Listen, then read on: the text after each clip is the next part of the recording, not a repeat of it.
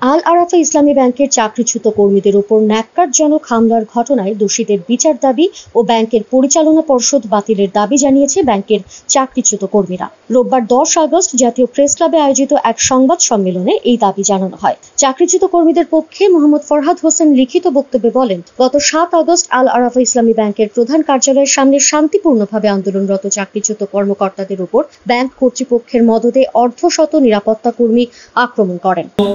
7 August বৃহস্পতিবার আল আরাফা ইসলামী ব্যাংকের প্রধান কার্যালয়ের সামনে শান্তিপূর্ণভাবে আন্দোলনরত নিরস্ত্র নিরীহ চাকরিচ্যুত কর্মকর্তাদের উপর ব্যাংক কর্তৃপক্ষের মদদে অর্ধশত নিরাপত্তা কর্মী বিনা উস্কানিতে লাঠিসোঁটা নিয়ে বেধড়ক পিটুনি দেয়।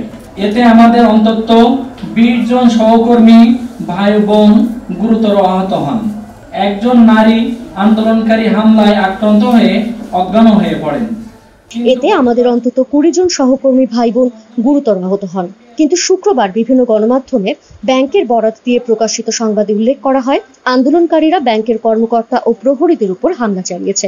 অথচ পত্রিকা সমূহে জোটবদ্ধভাবে প্রহরী দল কর্তৃক লাঠিসোঁটা নিয়ে হামলার ছবি প্রকাশিত হয়েছে। ফরহাদ হোসেন বলেন, ব্যাংক কর্তৃপক্ষ উল্টো বাদী হয়ে আমাদের আন্দোলনকারীদের নামে মিথ্যা মামলা দায়ের করেছে।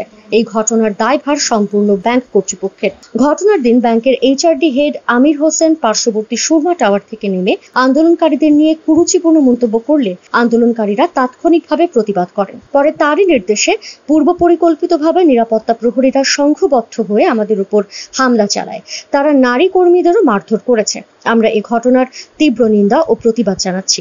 ন্যাক্কারজনক এই হামলার সুষ্ঠু বিচার নিশ্চিত করতে হবে। তিনি বলেন, গত 20 জুলাই ব্যাংকের বিভিন্ন শাখা ও উপশাখার 547 জন কর্মকর্তাকে পৃথক ইমেইলের মাধ্যমে চাকরিচ্যুত করা হয়েছে। চাকরিচ্যুতের প্রতিবাদে আমরা গত 28 জুলাই থেকে প্রধান কার্যালয়ের সামনে শান্তিপূর্ণভাবে অবস্থান করে আসছি। ব্যাংক কর্তৃপক্ষ পত্রিকায় বিজ্ঞপ্তি দিয়ে দাবি করেছে, 2021 সাল থেকে ব্যাংকে নিয়োগ প্রক্রিয়ায় অসঙ্গতি রয়েছে। সাধারণ ব্যাংক নিজেদের অভ্যন্তরীণ ত্রুটি প্রকাশ না করলেও এই ব্যাংক নিজেরা দোষী দাবি করেছে। আমাকে রাস্তায় ফেলে সিকিউরিটি গার্ড পা দিয়ে পিষছে। আমাদের অনেক বন্ধুদের ইঞ্জিচার বোরকা এবং ধাক্কাধাক্কি করছে। আমি তীব্র নিন্দা প্রতিবাদ জানাচ্ছি। আমি কখনো কল্পনা করি নাই একটা ন্যায্য অধিকার নিয়ে আসবো, তার জন্য আমাদের উপরে এভাবে আমাদেরকে তো এই পাশ সিকিউরিটি গার্ড দিয়ে আমাদের উপর নির্যাতন করবে। তাছাড়া আন্দোলনে উস্কানিদাতা হিসেবে এস আলম গ্রুপ ও সাবেক চেয়ারম্যান আব্দুস সামাদ লাবুর ব্যক্তিগত সচিবকে দায়িত্ব করা হয়েছে। অথচ 2021 সাল থেকে প্রায় 3 বছর ধরে ব্যাংকের চেয়ারম্যান হিসেবে দায়িত্বে ছিলেন কেডিএস গ্রুপের এমডি সেলিম রহমান। তার ব্যক্তিগত সচিব শাহেদ জামিলের তত্ত্বাবধানে যথাযথভাবে আমাদের নিয়োগ প্রক্রিয়া সম্পন্ন হয়েছে। তিনি আরো বলেন, 2024 সালের 5 আগস্ট পরবর্তীতে বাংলাদেশ ব্যাংক থেকে স্বতন্ত্র পর্ষদ নিয়োগ করা হলেও তারা সুশাসন আনার পরিবর্তে নিজেরাই দুর্নীতি ও অনিয়মে জড়িয়ে পড়েছেন। আমাদের 547 জন নিম্ন পদের কর্মকর্তাকে ছাঁটাই করে গত 1 বছরে নিয়ম বহির্ভূতভাবে প্রায় 2 শতাধিক নির্বাহী ও কর্মকর্তা নিয়োগ করা হয়েছে, যাদের বিরুদ্ধে তাদের পূর্ব প্রতিষ্ঠান সমূহে আর্থিক সহ বিভিন্ন ধরনের দুর্নীতির অভিযোগ ছিল। বর্তমান চেয়ারম্যান খাজা শাহরিয়ার ও ইসি চেয়ারম্যান আব্দুল ওয়াদুদ ঘুষ নিয়ে তাদের নিয়োগ দিয়ে শত কোটি টাকা আয় করেছেন। আমাদের 547 জন নিম্ন পদের কর্মকর্তাকে ছাঁটাই করে গত 1 বছরে নিয়ম বহির্ভূতভাবে প্রায় 2 শতাধিক নির্বাহী কর্মকর্তা নিয়োগ করা হয়েছে।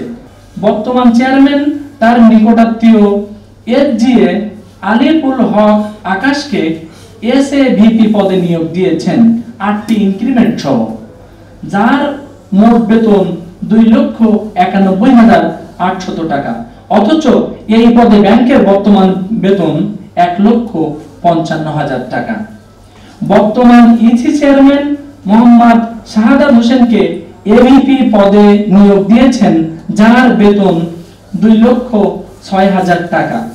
এই পদে প্রকৃত বেতন 1,40,000 টাকা। মোহাম্মদ হাবিব হায়দারকে ভিপি পদে নিয়োগ দিয়েছেন, যার বেতন 3,39,142 টাকা। অথচ এই পদে বর্তমানে বেতন 1,67,000 টাকা। মোহাম্মদ কামরুজ্জামানকে ইভিপি পদে নিয়োগ দিয়েছেন, যার বেতন ধরা হয়েছে 4,60,520 টাকা। অথচ এই পদে প্রকৃত বেতন 2,50,000 টাকা। মোহাম্মদ মাহফুজুল ইসলাম তাদের অপকর্মের কারণে আজ ব্যাংকটি ধ্বংসের মুখে। তাই আমরা চাই এই দুর্নীতিবাজ পরিচালনা পর্ষদ বাতিল করা হোক।